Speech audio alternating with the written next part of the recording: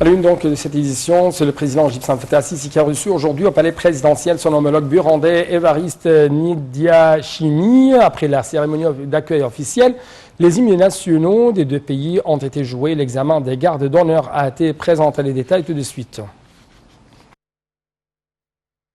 Le porte-parole de la présidence a affirmé que les deux présidents ont tenu une séance de pourparlers tête-à-tête, puis élargie en présence des délégations des deux pays.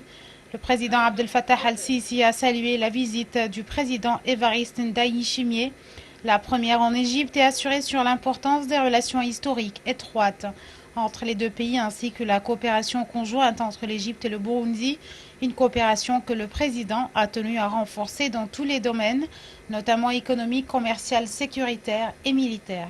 Le chef de l'État Abdel Fattah al-Sisi a également affiché le souci de l'Égypte à soutenir le développement au Burundi en matière d'infrastructures, électricité, santé, agriculture et exploitation minière.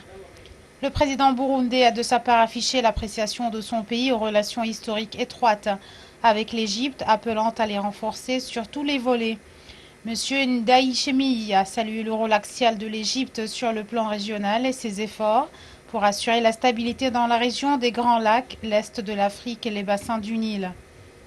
Le président burundais a ajouté que les positions de l'Égypte pour sauvegarder la paix et la stabilité régionale se sont reflétées par des solutions relatives aux problèmes d'instabilité et dans son rôle de soutien à l'unité et à la souveraineté du Burundi dans toutes les instances régionales et internationales. Les deux présidents ont aussi évoqué la question du barrage de la Renaissance et se sont mis d'accord à intensifier les concertations entre les deux pays en ce sens.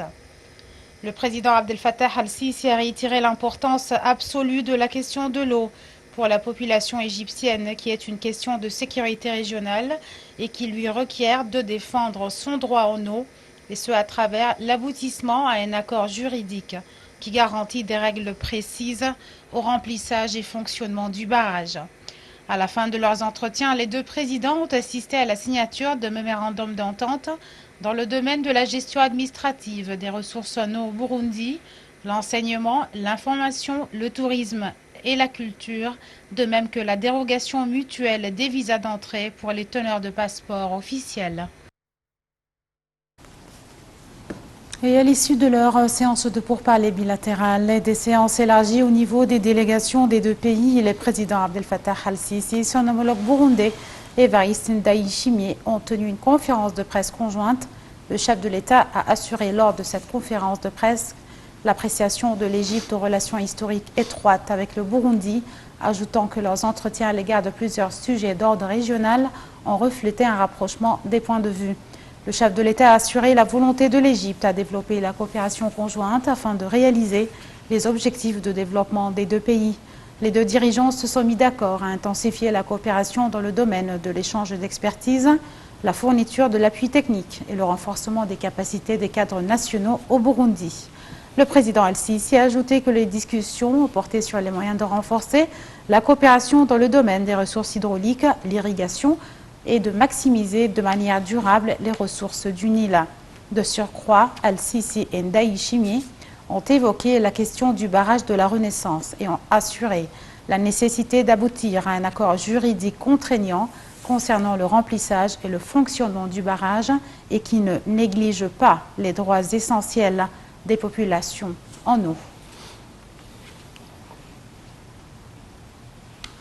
Sur la scène intérieure de l'Égypte, le Premier ministre Dr Moustapha Madbouli a passé en revue au cours de la réunion hebdomadaire du gouvernement les résultats de la réunion du Haut Comité conjoint égypto-jordanien. Lors de cette réunion, 7 accords de coopération bilatérale ont été signés notamment dans le domaine de l'électricité et des échanges d'expertise. Dr Madbouli a également passé en revue le déroulement de sa rencontre avec le roi jordanien Abdallah II, soulignant qu'une réunion tripartite entre l'Égypte, la Jordanie et l'Irak serait prévue prochainement. Dr Madbouli a d'autre part mis l'accent sur la nécessité d'appliquer les mesures préventives pour lutter contre le coronavirus pendant le mois du Ramadan. Le Premier ministre a également examiné les mesures prises pour les examens du bac de cette année. Dr Madbouli a appelé à intensifier les réunions préparatives avant le premier examen expérimental et qui sera organisé avec les mêmes mesures des examens officiels. Le ministre des Ressources hydrauliques et de l'irrigation, Dr Mohamed Abdel Ati, a affirmé que l'Égypte ne négligera pas son droit historique en eau du Nil. Dr Abdel Ati a souligné que l'Égypte a présenté des démarches pour réaliser un intérêt commun des peuples du bassin du Nil en dépit de l'intransigeance évidente d'Addis Abeba pour aboutir à une solution définitive organisant le remplissage et le fonctionnement du barrage de la Renaissance. Ceci est intervenu au cours d'une séance de dialogue organisée par le Conseil suprême des médias pour discuter l'évolution de la question des eaux du Nil et du barrage de la Renaissance. Tahrar al-Alim, qui se trouve dans la nouvelle capitale administrative.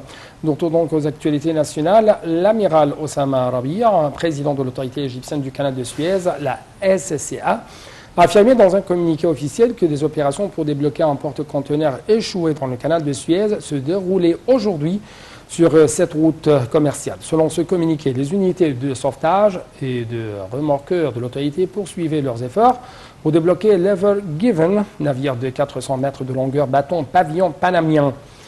L'Ever Given, qui fait plus de 220 000 tonnes, naviguait vers Rotterdam depuis l'Asie. Il venait de franchir l'entrée sud du canal à Suez. Dans un communiqué, le SCA a précisé que l'échouement est dû principalement au manque de visibilité en raison des conditions météorologiques, alors que les vents ont atteint 40 nœuds, ce qui a affecté le contrôle du navire qui s'est échoué.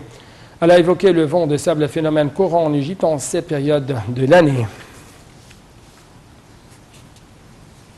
La bourse du Caire a clôturé en hausse aujourd'hui après plusieurs journées de chute. La bourse a enregistré des gains de 12 milliards 100 millions de livres égyptiennes. Ces regains sont intervenus grâce à la Banque centrale qui a dû intervenir pour mettre fin aux pertes enregistrées lors des 2 dernières semaines.